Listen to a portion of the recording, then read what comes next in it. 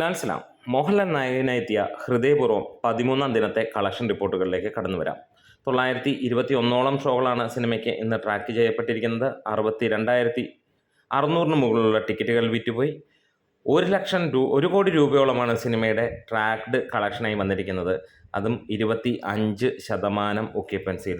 അതായത് ഈ ഒരു ചൊവ്വാഴ്ചയും മികച്ച രീതിയിലുള്ള ഒരു കളക്ഷൻ. 1.25 കോടിക്ക് മുകളിലാണ് സിനിമയുടെ ഇന്നത്തെ ഫൈനലായിട്ടുള്ള കളക്ഷൻ. ആദ്യമായിട്ട് സിനിമ വലിയ 1.5 കോടിക്ക് താഴേക്ക് പോകുന്നു. ഇന്നലെയും 1,60,00,000 രൂപയ്ക്ക് മുകളിലാണ് വന്നത്. അതായത് കഴിഞ്ഞ 11 ദിവസവും സിനിമയ്ക്ക് 2 കോടിക്ക് മുകളിലായിരുന്നു കളക്ഷനായി വന്നിരുന്നത്.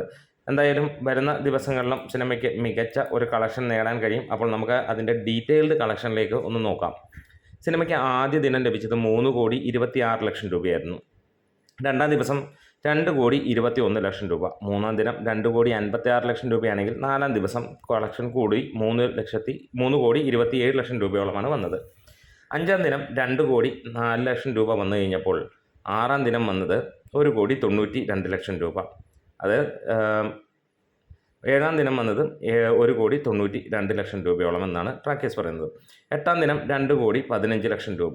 ഒൻപതാം ദിനം 3 കോടിയും 10ാം ദിനം 4 കോടിയും 11ാം ദിനം 4 കോടി ആ റേഞ്ചിലാണ് വന്നിരിക്കുന്നത്. 12ാം ദിനം വന്നിരിക്കുന്നത് 1,69,00,000 രൂപയോളം. അങ്ങനെ 12 ദിവസം കൊണ്ട് കേരള ബോക്സ് ഓഫീസിൽ നിന്ന് തന്നെ സിനിമ 32 കോടിയോളമാണ് നേടിയിരിക്കുന്നത്. വേൾഡ് വൈഡായിട്ട് സിനിമ ഇന്നലത്തെ കളക്ഷനോടുകൂടി, അതായത് 12 ദിവസത്തെ കളക്ഷനോടുകൂടി 62 കോടിയോളമാണ് വന്നിരിക്കുന്നത്. ഇന്ന് സിനിമയ്ക്ക് 1 കോടിക്ക് മുകളിലേക്ക് വരികയാണ്. സിനിമ ഫൈനലായിട്ട് എത്ര കളക്ഷൻ നേടുമെന്ന് നിങ്ങൾക്ക് കമൻസിലൂടെ ഒന്ന് പറയാവുന്നതാണ്.